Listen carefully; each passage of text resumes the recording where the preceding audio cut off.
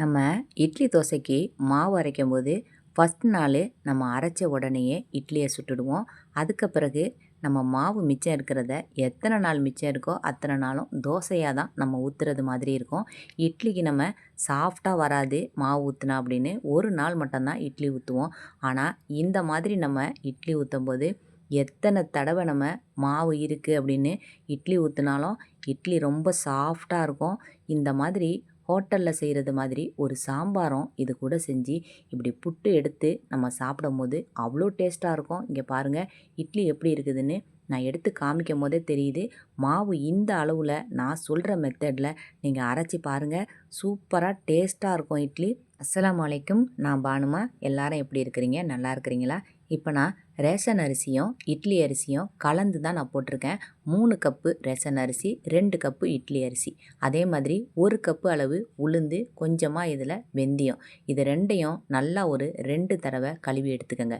இப்போ 3வது இந்த தண்ணி ஊற்றி நான் இதை களைஞ்சிட்டு அதுக்கப்புறம் அதை வடிகட்டி இந்த உளுந்தில் ஊற்றுறேன். எங்கள் அம்மா இட்லி தோசைக்கு அரைக்கும் போது இதே மெத்தடில் தான் அரிசியை களைஞ்சிட்டு அந்த 2வது கழனியை இதில் ஊற்றுவாங்க. தோல் நீக்காத கருப்பு உளுந்தில் தான் இட்லி தோசைக்கு ஊற போட்டிருப்பாங்க. இப்போ நம்ம ரேஷன் அரிசி அப்படிங்கிறதுனால 2 கழனி தண்ணியை களைஞ்சி ஊற்றிட்டு 3வது தடவை நம்ம அந்த அரிசி களைஞ்ச தண்ணியை உளுந்தில் ஊற்றி வச்சுட்டு அதுக்கு பிறகு இதில் இன்னொரு தண்ணியை ஊற்றி மூடி எப்படியும் ஒரு 5 மணி நேரத்துலேருந்து 6 மணி நேரம் வரைக்கும் ஊற வைங்க. இதுக்கு நம்ம ஜவ்வரிசி அவல் எதுவுமே சேர்க்க வேணாம். இப்போ உளுந்தை ஃபஸ்ட்டு எடுத்த உடனே நம்ம இதில் போட்டுருவோம். இப்போ பாருங்கள் உளுந்து மாவு எப்படி வெள்ளை வெள்ளேர்னு அப்படியே உங்களுக்கு இந்த மாதிரி பந்து மாதிரி வரணும் மாவு அரைக்கும் போது. இதுதான் செம்ம சூப்பரான இட்லி சுடுறதுக்கு நமக்கு பக்குவமான மாவு.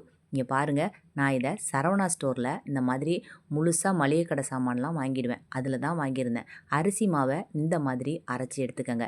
ரொம்ப கொரப்பாக இருக்கக்கூடாது, ரொம்ப அந்த மாதிரி நைஸாகவும் அரைச்சிடக்கூடாது. இந்த பக்குவத்தில் நம்ம அரைச்சி எடுத்துக்குவோம். நம்ம இட்லி அரிசி இதில் போட்டிருக்கிறதுனால மாவு கொஞ்சம் தண்ணியாக இருக்கிறது மாதிரி இருந்தாலும் அது காலையில் புளிச்சு வரும்போது நமக்கு திக்காக வந்துடும் இட்லி அரிசி. இப்போ கிரைண்டரையும் கழுவி அதில் தண்ணியை சேர்த்து ஊற்றிக்குவோம். நம்ம மாவு கரைச்சி வைக்கும் போது எப்போவுமே கல் உப்பு போட்டு மாவை கரைச்சி வைங்க. அதே மாதிரி நம்ம நல்லா கையால் தான் மாவை கலந்து விட்டு கரைச்சி வைக்கணும்.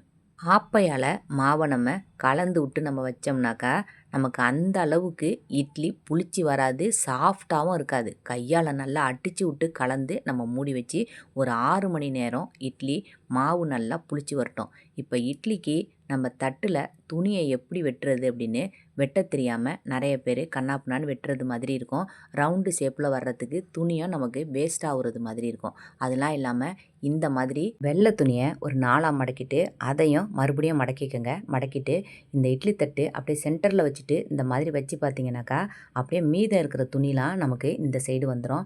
இப்போ இதே மாதிரி இட்லி தட்டு அளவுக்கு நம்ம ரவுண்டாக கட் பண்ணி நம்ம எடுத்துட்டோம்னாக்கா சூப்பராக நமக்கு வந்துடும். இப்போ நமக்கு இட்லி தட்டுக்கு போடுறதுக்காகவே ரெடிமேடாகவே இந்த துணிலாம் தனியாகவே விற்கிது அப்படின்னு சொல்லிட்டு கீழே சொல்லியிருந்தாங்க. நான் இப்போ ரெடிமேடாக அந்த துணி எனக்கு கிடைக்கல. சில கடையில் அந்த மாதிரி இருக்குது அப்படின்னு நான் பார்த்தாக்க அந்த மாதிரி துணியை நான் வாங்கிட்டு வீடியோவிலையும் நான் காமிக்கிறேன். இப்போ பாருங்கள், கரெக்டாக நமக்கு அளவு சரியாக வந்துருச்சு. இந்த நடுவில் நம்ம பிடிச்சி தூக்குறதுக்காக வேண்டி கொஞ்சம் ஓட்டையை கட் பண்ணி எடுத்து வச்சுக்கலாம். இல்லைனா நம்ம அப்படியே வச்சுக்கலாம். அவ்வளோதான். இந்த இட்லி தட்டை விட கொஞ்சம் துணி கொஞ்சம் நமக்கு வெளியில் இருக்கிறது மாதிரி இருந்துச்சுனாக்கா நம்ம இட்லி ஊற்றக்குள்ளே நமக்கு வசதியாக இருக்கும். இல்லைனாக்கா ரொம்ப சின்னதாக இருக்கும். இப்போ நான் அரைச்சி வச்சுருந்த மாவை பார்க்குறேன். சரியாக ஒரு 6 மணி நேரத்துலேருந்து 7 மணி நேரம் வரைக்கும் நல்லா புளிச்சிருந்துச்சு. இப்போ நம்ம வெயில் நாள் இல்லாமல் பனி நாளாக இருக்கிறதுனால ரொம்ப பொங்கி நமக்கு மேலே வரைக்கும் வரல. இந்த அளவுக்கு மாவு பொங்கி அப்படியே லேசாக வந்திருக்கு பாருங்கள்.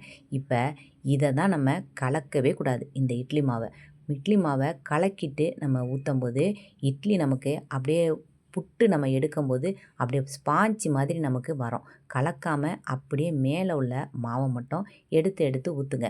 அதுதான் நான் இப்போ இட்லி சுட்டு காமிச்சிருக்கேன். இதுக்கு முன்னாடிலாம் நான் இட்லி சுடும் போது மாவை நல்லா கலக்கிட்டு தான் ஊற்றுவேன். இப்போ பாருங்கள், இட்லி சட்டியில் தண்ணி நல்லா சூடு வந்து கொதித்த பிறகு தான் நம்ம இந்த மாதிரி இட்லி தட்டில் மாவு ஊற்றுனதை அப்படியே வைக்கணும். சில பேர் சொல்லியிருந்தாங்க வீடியோவில், நைட்டே இட்லியை ஊற்றி அப்படியே மூடி வச்சுட்டு காலையில் நான் சுட்டேன் அப்படியே புளிச்சிட்டு சூப்பராக வந்துருச்சுன்னு. அப்படிலாம் அப்படிலாம் செய்ய வேணாம். நம்ம இட்லி ஊற்றுறதுக்கு கூட டைம் இல்லாமலாம் யாருக்கும் இல்லை. நம்ம சுறுசுறுப்பாக இட்லியை ஊற்றி வச்சுட்டு சட்னியும் பண்ணி வச்சுருவோம். இப்போ பாருங்கள், துணியில் கொஞ்சம் கூட நமக்கு இட்லி ஒட்டாது. இட்லியும் ரொம்ப சூப்பராக இருக்கும். ரொம்ப இட்லி டேஸ்ட்டாக இருக்கும். இந்த இட்லியை ஒரு தடவை நீங்கள் ட்ரை பண்ணி பாருங்கள். மீதி இருக்கிற மாவை அப்படியே நீங்கள் ஒரு பாக்ஸில் ஊற்றி ஃப்ரிட்ஜில் வச்சுருங்க. எப்போ தேவைப்படுதோ அப்போ இதே மாதிரி மேலாகமாக எடுத்து ஊற்றிக்கலாம். இந்த வீடியோ பிடிச்சிருந்தா லைக் போடுங்க. அடுத்த வீடியோவில் பார்க்கலாம். சரியா?